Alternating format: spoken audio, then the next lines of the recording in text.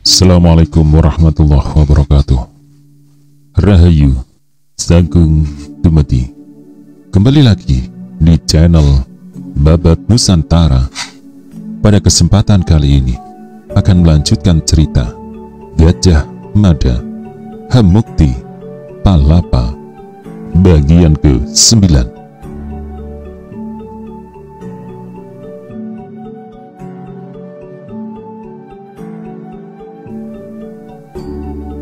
Pradabasu menghirup tarikan napas panjang dan memenuhi semua ruang rongga di lorong paru-parunya. Pradabasu berusaha menebak latar belakang apa yang menjadi penyebab sikap berbeda perempuan itu. Akan tetapi, apapun latar belakang itu, Pradabasu merasa dua benda pusaka negara yang hilang tak boleh dibatalkan. Tidak ada yang bisa menghalangi langkah yang akan ditempuh. Gempa bumi menyebabkan tanah terbelah sekalipun. Namun Pradabasu tidak membiarkan Dyah Menur dan anaknya, juga Prajaka yang dititipkan kepadanya berada dalam keadaan tak terlindung. Untuk itu ia meninggalkan uang lebih dari cukup agar Dyah Menur tidak kekurangan. Sementara itu untuk keamanannya menjelang perjalanannya, Pradabasu menyempatkan menemui Buyut Wirosari, mantan prajurit tua dari Kesatuan Pasukan Jalapati yang terpilih menjadi buyut menggantikan ayahnya. Atas nama hubungan persahabatan yang pernah terjalin selama menjadi prajurit, Pradabasu menitipkan Dyah Menur dan anaknya, juga sang Prajaka ke perlindungannya. Kebetulan rumah Ki Buyut Wirosari tidak terlampau jauh, hanya berselisih 3 rumah saja. "Aku titipkan anak istriku ke Kang," kata Pradabasu. Buyut Wirosari mengangguk penuh hormat, apalagi terhadap Senopati Gajah Enggon yang pernah menyandang jabatan demikian tinggi sebagai pimpinan pasukan Bayangkara.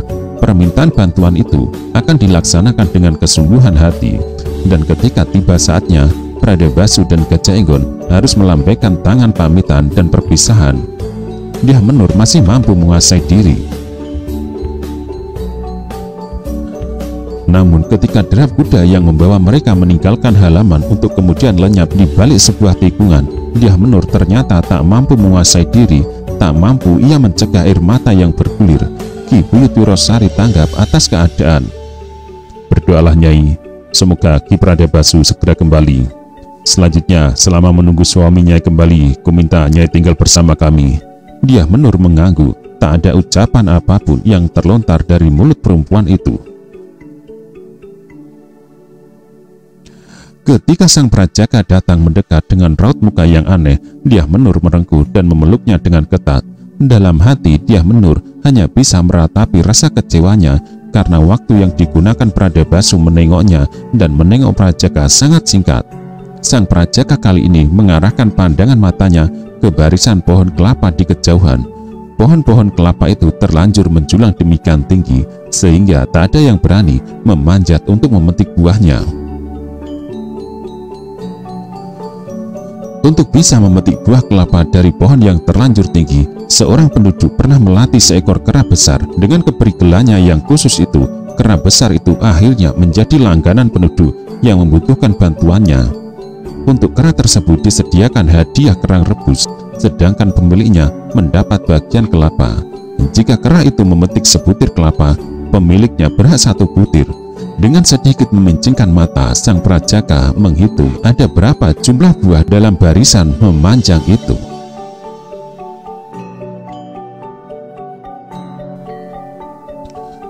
Senja membayang di kaki langit ketika Pradabasu dan Gajah Enggon belum lama meninggalkan rumah Dyah Menur dan akan menapaki jarak yang cukup jauh menuju ujung Galuh. Di sepanjang perjalanan yang ditempuh, 2 orang pilih tanding dengan kemampuan keprajuritan yang mumpuni itu melihat betapa gersang apapun yang mereka pandang. Kemarau kali ini memang sungguh keterlaluan. Tanah-tanah sawah merekah menjadi bongkahan-bongkahan menyedihkan. Tidak ada tanaman yang bisa tumbuh dengan keadaan tanah seperti itu. Sungguh tak ada yang bisa dilakukan oleh para petani. Kalau sampai bulan depan tak juga turun hujan, Sulit membayangkan apa yang akan terjadi karena persediaan bahan makanan yang diimpun negara makin menipis, kata Gajah Enggon sambil berteriak. Pradabasu yang berada di belakang membalap. Rakyat akan makan tanah, balasnya. Ya, jawab Gajah Enggon.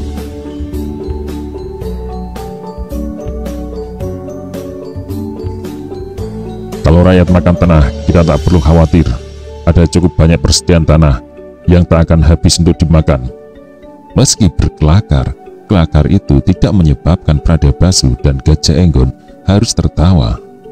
Masalahnya, bagaimana cara mengajari rakyat makan tanah agar mereka tidak kelaparan? Lanjut Gajah Enggon. Pradabasu menyalip dan selanjutnya berada di depan. Kurasa kalau kau yang beri contoh, rakyat akan meniru. Bukankah kau Senopati Gajah Enggon yang terkenal itu? Kali ini Gajah Enggon benar-benar tertawa. Perjalanan menuju ujung Galuh masih jauh. Sementara itu, matahari telah doyong ke arah barat. Serombongan burung kuntul terbang berarah entah dengan tujuan kemana. Keberadaan burung kuntul itu sungguh menarik di musim kemarau yang panjang ini, karena menjadi pertanda di suatu tempat entah di mana, yang pasti di tempat itu masih ada air. Kuda Pradabasu terlonjak dan sontak meringkik ketika dengan agak mengejutkan Pradabasu menarik tali kendali kakang kudanya. Gajah Enggon yang berkuda di depan segera melakukan hal yang sama. Dengan tangkas Gajah Enggon segera memutar balik kudanya dan mengarahkan pandangan ke tempat yang sama. Nun jauh di sana asap mengepul. Kebakaran, desis Pradabasu.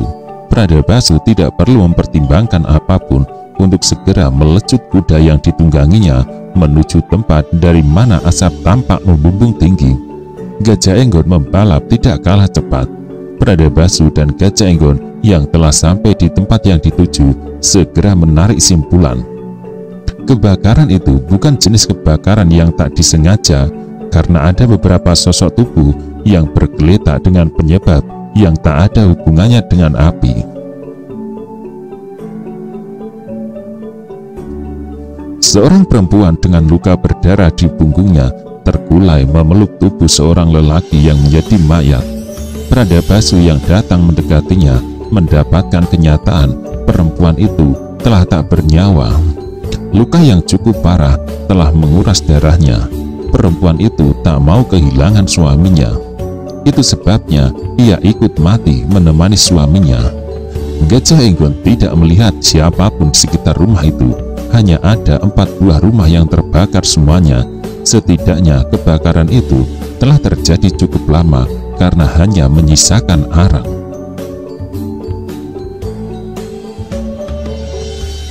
Beberapa tubuh yang tergeletak mungkin pemilik rumah itu.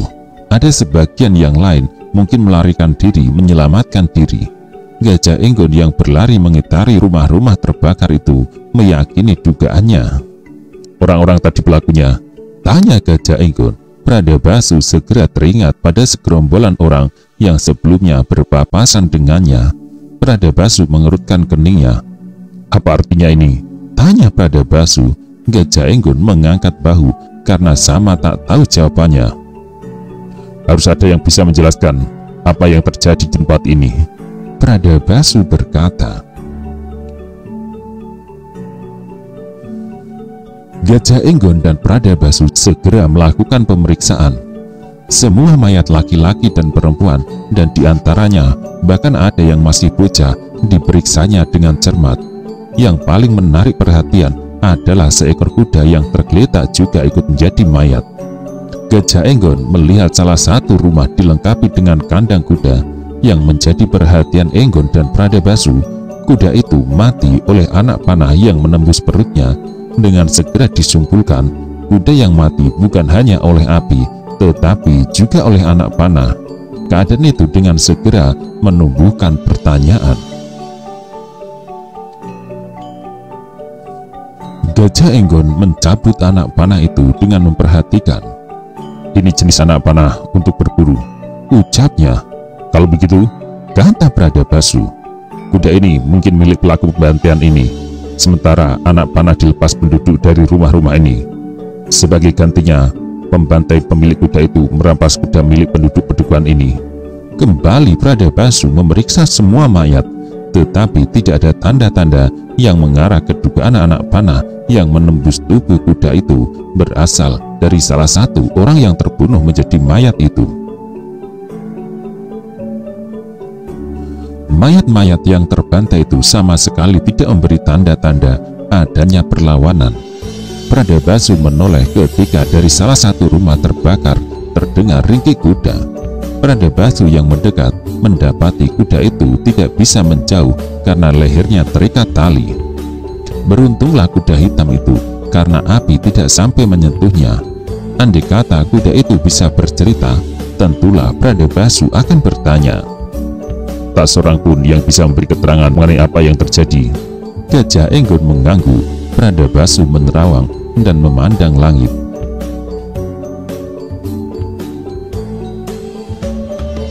Apakah kita kembali ke kota raja? Gajah Enggon berpikir, matanya memejam. Namun sejenak kemudian perwira dengan pangkat senopati itu menggeleng. Kita sudah sejauh ini, ucapnya. Jika orang itu berniat jahat di kota raja, ia akan terantuk batunya. Penjagaan di kota raja demikian ketat, dengan telik sandi menyebar di mana-mana. Tak mungkin ada yang bisa lolos dari saringan para telik sandi. Tanpa harus kita beritahu, para prajurit Majapahit sudah bisa menandai kehadiran mereka. Gajah Enggon dan Pradabasu akhirnya harus mencuci piring bekas pesta orang lain karena mayat-mayat itu tak mungkin dibiarkan. Menggunakan sebuah cangkul, dibuat sebuah lubang besar yang dilakukan itu dengan bahu-membahu. Peluh pun bagi diperas berleleran. Apalagi matahari yang sudah jauh doyong ke barat itu masih memberi hawa panas yang menyengat. Sebenarnya Pradabasu tidak hanya berdua dengan Gajah Enggon di tempat itu, karena dari balik lebatnya papringan yang berada tidak jauh dari tempat itu, seorang sedang mengamati apa yang dilakukan.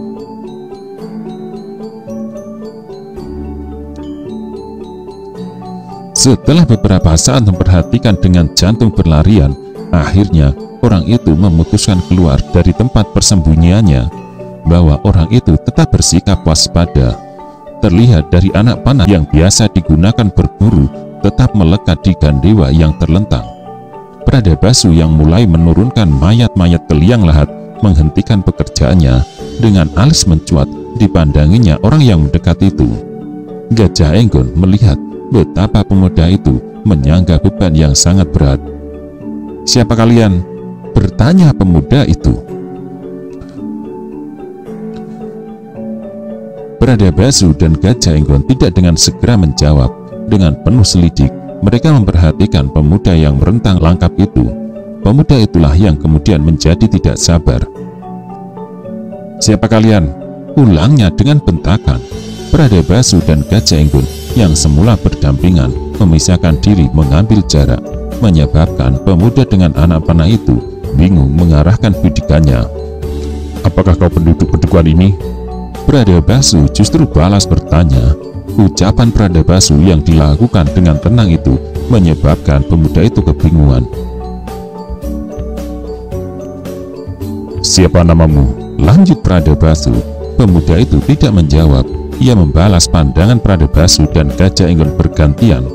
Kebingungan berbau panik yang dialami menyebabkan pemuda itu tak mampu berbicara.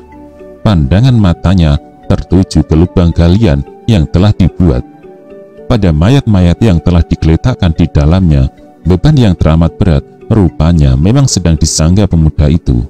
Raut wajahnya membeku ketika dengan amat perlahan ia melangkah mendekati tepi galian dan memandang tubuh-tubuh yang telah kehilangan nyawa.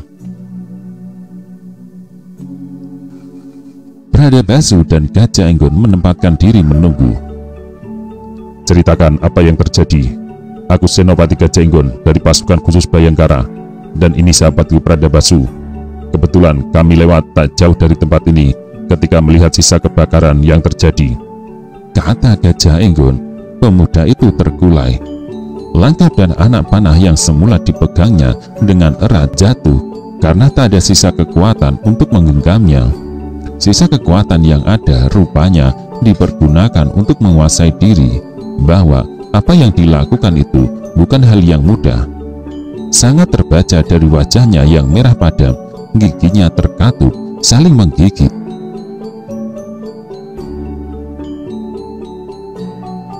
Gajah Enggon dan Pradabasu akhirnya memilih menempatkan diri menunggu pemuda itu menguasai diri sambil terus melanjutkan pekerjaannya. Mayat terakhir yang masih tersisa dengan hati-hati dimasukkan ke dalam galian kuburan itu.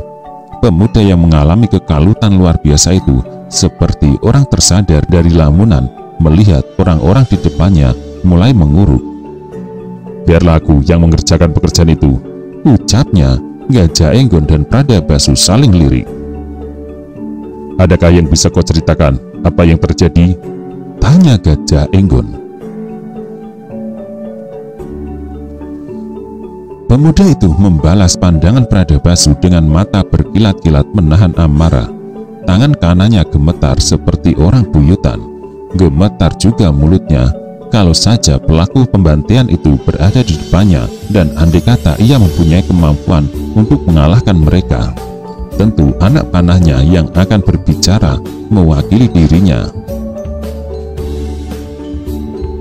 "Aku tak tahu apa sebenarnya kesalahan kami. Mereka menyerbu dan membakar rumah kami dengan alasan yang sama sekali tidak kami mengerti," jawab pemuda itu dengan suara yang amat serak. Pradabasu termangu.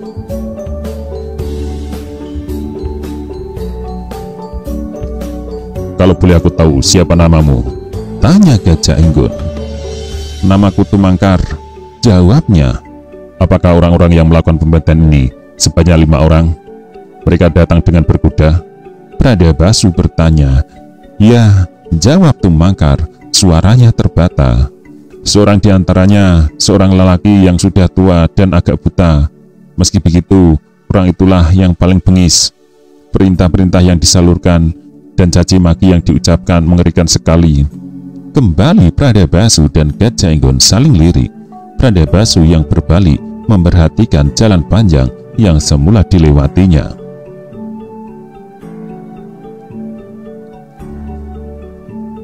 Ketika Pradabasu mencoba mengenang kembali rombongan orang-orang itu, memang benar salah seorang di antara mereka berusia lanjut.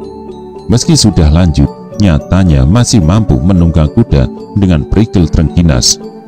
"Bagaimana kalian bisa tahu?" Tumangkar mengurai rasa penasarannya.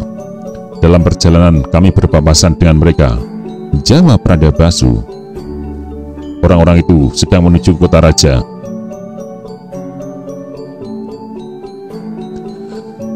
Hening yang menyeruak adalah karena Pradabasu dan Gajah Enggon berusaha menerka latar belakang apa di balik peristiwa itu. Sekelompok orang berkuda melakukan pembantaian tanpa latar belakang yang jelas dan dilakukan secara acak, tentulah karena menyimpan maksud tertentu. Raut muka Pradabasu tiba-tiba berubah setengah terbelalak. "Ada apa?" tanya Gajah Enggon. "Mungkin mereka orang-orang yang dimaksud Kakang Gajah Mada." Gajah Enggon melangkah mundur dan berjalan mondar-mandir. "Orang-orang yang oleh Ibu Suri diramalkan akan kembali masuk ke istana untuk melakukan pencurian." Pradabasu mengangguk. "Yang mereka lakukan adalah untuk memancing para prajurit agar perintahnya teralihkan. Dengan demikian, mereka akan leluasa masuk ke dalam gedung perbendaharaan pusaka. Apakah ini berarti kita harus kembali untuk memberitahukan kemungkinan itu kepada Kakang Gajah Mada?" kata Pradabasu. Pertanyaan itu menyebabkan Gajah Enggon harus berpikir keras. Apa yang telah dilontarkan mantan Bayangkara Pradabasu itu memang masuk akal, sebagaimana sangat masuk akal 5 orang berkuda yang sebelumnya berpapasan dengannya dicurigai sebagai orang-orang yang diramalkan oleh Ibu Suri Rajapatni Gayatri akan kembali masuk ke istana karena merasa tak puas dengan hasil pencurian pertama. "Kita tak perlu kembali," jawab Gajah Enggon. Sontak Pradabasu mencuatkan alis. "Apa maksudmu?" kejar Pradabasu. "Bukankah perjalanan yang kita tempuh kali ini adalah dalam rangka mengejar mereka?" mengejar orang-orang yang mencuri pusaka-pusaka itu? Mengapa kau berpendapat tak perlu kembali?" Gajah Enggon segera teringat pada petunjuk yang diterimanya dari Ibu Suri. Ada satu bagian dari petunjuk itu yang menjadi alasan kuat untuk tak perlu kembali ke istana apapun yang terjadi. Setidaknya malam ini apapun yang terjadi harus sampai ke ujung galuh.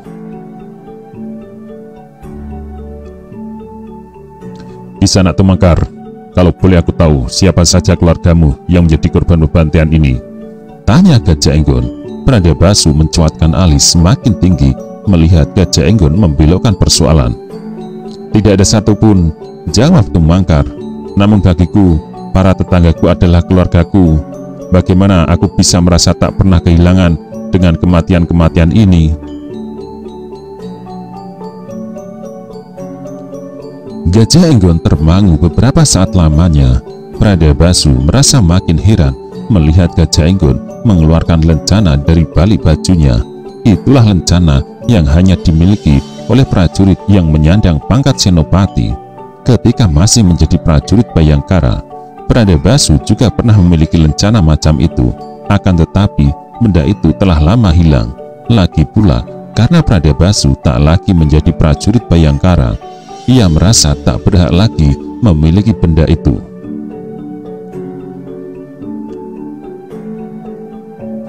"Kisanak Tumangkar," kata Gajah Enggon, "kau ingin membalas perbuatan orang-orang yang telah membantai para tetanggamu ini?" Pertanyaan itu menyebabkan Tumangkar terlonjak. Kalau mungkin, tentu saja Tumangkar sangat ingin. Namun kekuatan mana yang bisa digunakan menghukum orang-orang yang tanpa alasan jelas telah membantai para tetangganya itu? "Kau ingin orang-orang itu dihukum, bukan?" Tumangkar mengangguk tegas. Gajah Enggon menyerahkan lencana miliknya, menyebabkan Tumangkar bingung. Demikian juga dengan Prandabasu. "Pergilah ke kota raja," lanjut Gajah Enggon. "Temuilah Pati Gajah Mada dan ceritakan apa yang terjadi di tempat ini. Sampaikan pesanku kepadanya bahwa orang-orang itu membuat kekacauan untuk mengalihkan perhatian. Mereka adalah maling-maling yang akan melakukan pencurian di istana. Agar kau tidak mengalami rintangan selama perjalanan yang akan kau tempuh dengan mengalami pemeriksaan yang dilakukan para prajurit, tunjukkan lencana ini dan katakan kepada mereka kalau kau menerima benda ini dariku. Ceritakan kepada Pati Gajah Mada apa yang menimpa penduduk-pendudukan ini. Sampaikan pula para pelakunya memasuki kota raja." Tumangkar menerima lencana itu dengan mengamatinya beberapa saat. Tumangkar mencoba mengingat nama orang-orang di depannya, tetapi terlanjur lupa. "Kalau Pati Gajah Mada bertanya, aku menerima benda ini dari siapa? Katakan, aku dan sahabatku singgah di pedukuhanmu. Namaku Senopati Gajah Enggon, dan ini sahabatku Prandabasu." Tumangkar masih memperhatikan lencana yang dipegangnya dan beralih kepada orang yang menyerahkan benda itu. Menyadari pemilik lencana itu bukan orang-orang sembarangan, Tumangkar segera memberikan penghormatan.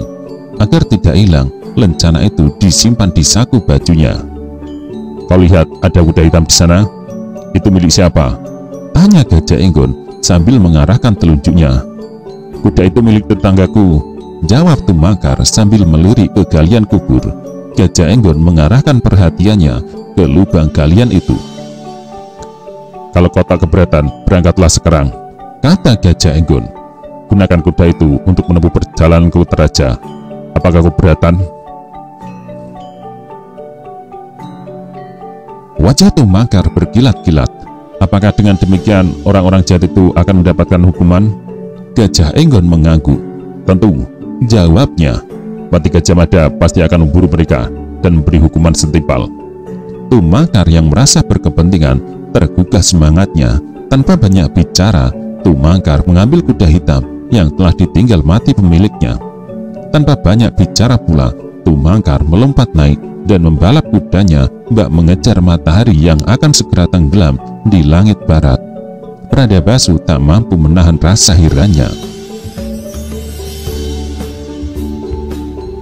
"Aku tidak tahu cara berpikirmu.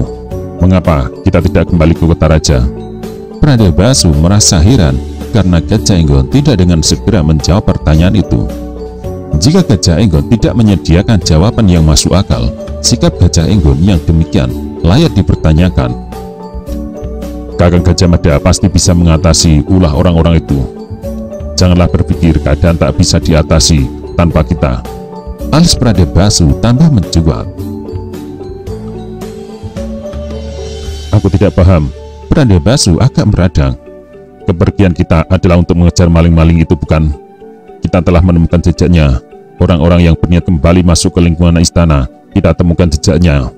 Akan tetapi, mengapa kita tidak mengambil langkah kembali? Gajah Enggon kebingungan. Ia merasa harus terus melanjutkan perjalanan.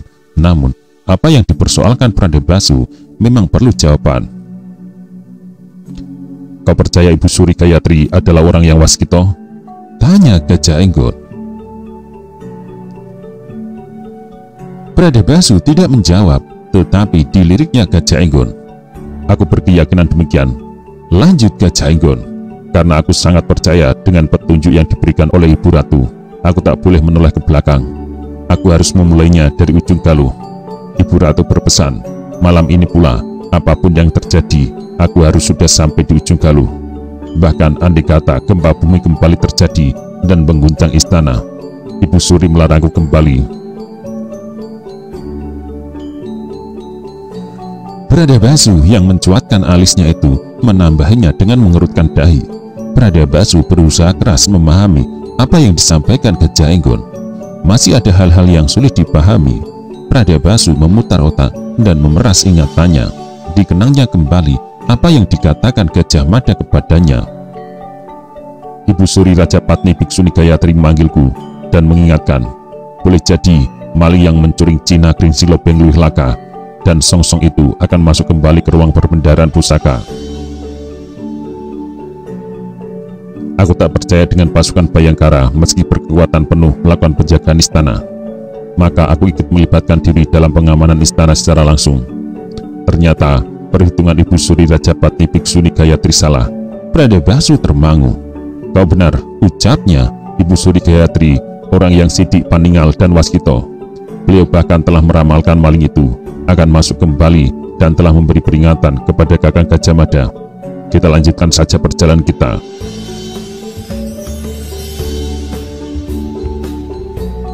Gajah Enggon menghela tarikan nafas untuk mengisi rongga paru-parunya. Ayo kita selesaikan pekerjaan ini dan kita lanjutkan perjalanan, kata Gajah Enggon. Pekerjaan menguburkan mayat itu harus dilanjutkan, karena tak mungkin membiarkan begitu saja mayat-mayat tersebut. Ketika pekerjaan itu selesai dan dua kesatria yang dalam darahnya mengalir darah Bayangkara itu melanjutkan perjalanannya, di barat matahari makin rendah.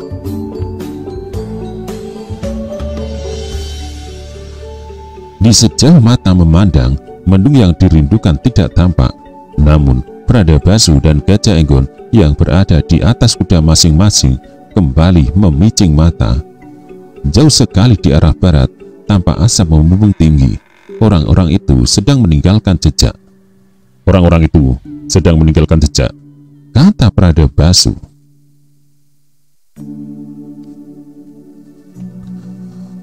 Ombak yang menjilat pasir di tepian pantai di ujung Galuh tidaklah terlalu besar, manakala tatapan mata diarahkan menyapu dari ujung langit bagian timur hingga ujung langit bagian barat.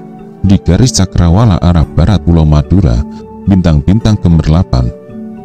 Bulan sepenggal yang mulai menampakkan diri di langit barat bersamaan dengan datangnya petang hanya menyapa sebentar untuk kemudian segera tenggelam di balik langit. Namun, agaknya bulan sabit itu berjanji bahwa esok akan datang berkunjung lagi dengan rentang waktu yang sedikit lebih lama.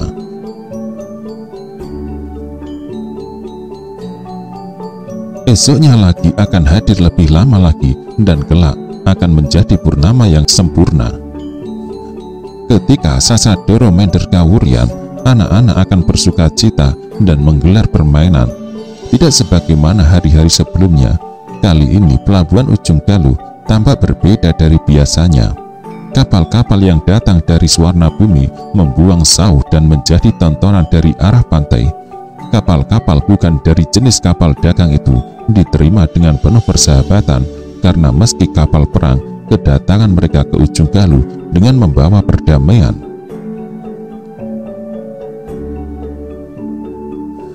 Beberapa awak kapal turun ke daratan untuk menjelaskan kepada penduduk apa keperluan kedatangannya.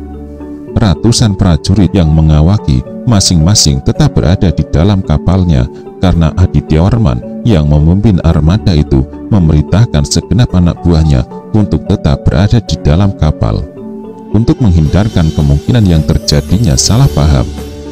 Namun dengan senang hati para awak kapal melayani perahu-perahu kecil yang merapat menjual berbagai kebutuhan.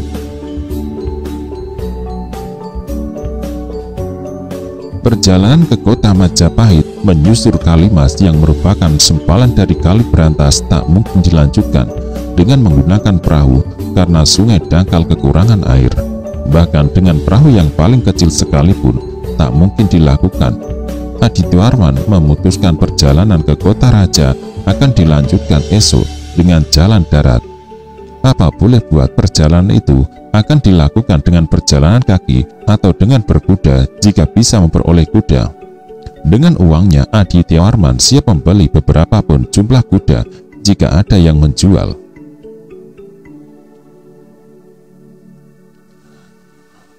Namun keterangan yang diperoleh harus membuat kecewa. Tidak ada pasar kuda atau ternak di ujung Galuh. Untuk membeli kuda, apalagi dalam jumlah banyak, harus dilakukan di pasar hewan yang menusuk masuk ke dalam Daha, sebuah tempat yang mengarah lurus ke selatan dari ujung Galuh. Para nelayan di ujung Galuh adalah orang-orang yang pintar memanfaatkan keadaan. Dengan segera mereka mengisi perahu-perahu kecil mereka dengan berbagai bahan makanan dan kebutuhan lainnya. Saling berebut, para nelayan itu menjajakan dagangannya dengan merapat ke kapal-kapal besar itu. Berapapun jumlah beras dan minyak yang mereka jual diborong habis. Demikian juga dengan bumbu-bumbu dan air yang dikirim dalam wadah kemaron. Dari para nelayan itulah untuk pertama kalinya Adityawarman memperoleh keterangan yang sangat penting mengenai siapa yang kini menduduki tahta. Keterangan itu yang akhirnya yang harus direnungkannya. Paman sudah tahu siapa yang menjadi Raja Majapahit? Tanya Adityawarman kepada Puwira. Puwira yang muncul turun dari tangga menghubungkan lantai atas dengan lantai bawah itu mengerutkan dahi. Siapa? Tanya Puwira. Dua orang putri Bibi Gayatri. Dua-duanya diangkat menjadi raja bersama Sri Gitarja dan Dyahwiyat yang kini memasuki Dampar. Apakah dengan demikian Paman Puwira masih akan tetap bermimpi? Puwira terbungkam mulutnya. Aku harus mengubah cara pandangku, Paman. Aku tidak boleh datang ke Majapahit dengan membawa mimpi seperti yang terlanjur Paman berikan kepadaku. Puwira gelisah. Dari raut mukanya terlihat sikap aneh, serasa tidak bisa menerima kenyataan itu. Namun Puwira masih berharap siapa tahu orang-orang Majapahit melihat keberadaan Adityawarman yang terbuka pikirannya untuk meluruskan keadaan dengan mengembalikan Dampar ke tempat seharusnya. Namun Puwira menyimpan isi hati itu dan tidak mengungkapkannya supaya tidak terbaca raut mukanya. Puwira berjalan menuju pagar kapal dan menaburkan pandangan matanya ke kegelapan dataran ke arah nyala di kejauhan yang sejatinya berasal dari obor yang oleh para penduduk ditancapkan di halaman. Semula obor itu jumlahnya banyak, tetapi makin larut makin berkurang karena kehabisan minyak. Sebaliknya, jika dilihat dari daratan, kapal-kapal besar itu mampu membangun mimpi mengerikan. Dalam keremangan malam, kapal itu menjelma menjadi kapal hantu yang dihuni oleh mayat-mayat hidup yang berasal dari semua awak kapal yang menjadi arwah penasaran setelah dibantai oleh hantu laut. Dari bibir pantai yang menjilat, Gajah Enggon memperhatikan kapal-kapal itu dengan segenap rasa cemas karena bisa menandai rombongan kapal yang membuang sahu itu bukan milik Majapahit. Tepatnya Majapahit tidak punya dan bahkan belum mampu membuat kapal perang seperti itu. Armada yang dimiliki Majapahit berukuran lebih kecil dan ramping yang ditempatkan di sebuah teluk yang terlindung di Madura.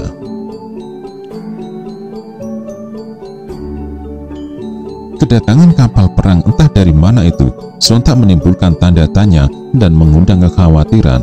Untuk keperluan macam apa mereka datang merapat ke Majapahit? Gajah Enggon hanya sendiri dalam perhatikan keadaan, tidak berada di sebelahnya karena sedang mencari ketenangan.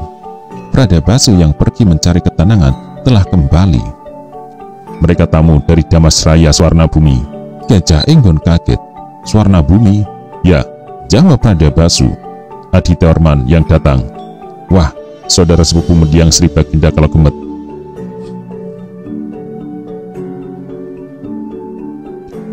Pradabasu mengarahkan perhatiannya ke arah kapal yang paling besar, kapal yang membuatnya merasa iri karena begitu megahnya, begitu kokoh dan kuat.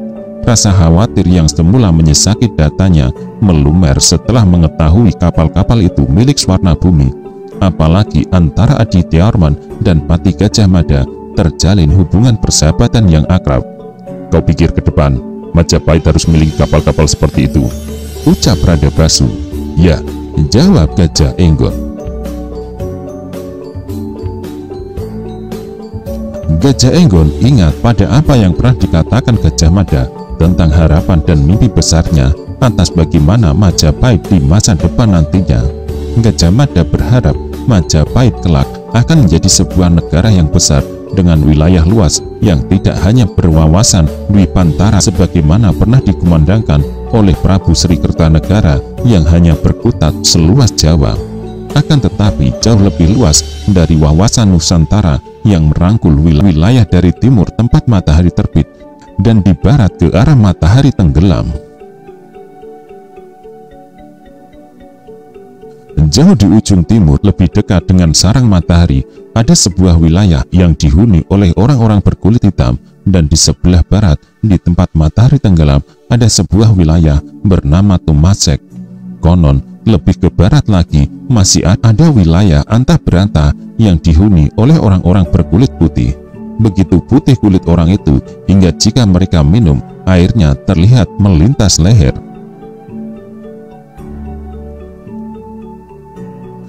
Gajah Mada mengatakan untuk bisa menggapai mimpi itu diperlukan kekuatan yang besar. Majapahit harus memiliki kekuatan prajurit yang mampu mengikat semua wilayah ke dalam satu kesatuan yang tak terpisahkan. Dalam mimpi Gajah Mada, Gajah Enggon ingat untuk semua itu diperlukan armada laut yang besar. Maka kapal-kapal besar seperti yang sedang membuang saw itu sangat dibutuhkan Majapahit. Kapal-kapal itu harus didukung oleh jumlah prajurit yang besar, kekuatan yang ngegirisi. Untuk meluaskan wilayah, negara lain yang tidak mau menyatu mungkin perlu diserbu. Namun, mungkin pula negara yang ringkih kekuatannya tak perlu diserbu, ditakut-takuti saja, sudah tunduk menyatakan takluk.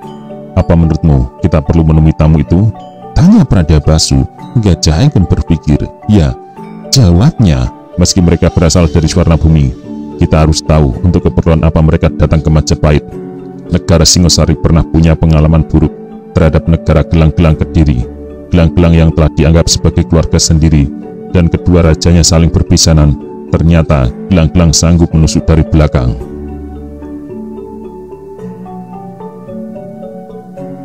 Hal itu yang terjadi ketika Singosari sedang terlena mengirim semua pasukannya ke Sumatera, dipimpin langsung oleh Lembu Anabrang. Siapa tahu Swarnabumi membawa maksud sama. Ya, Pradabasu menjawab. Aku juga berpikir demikian.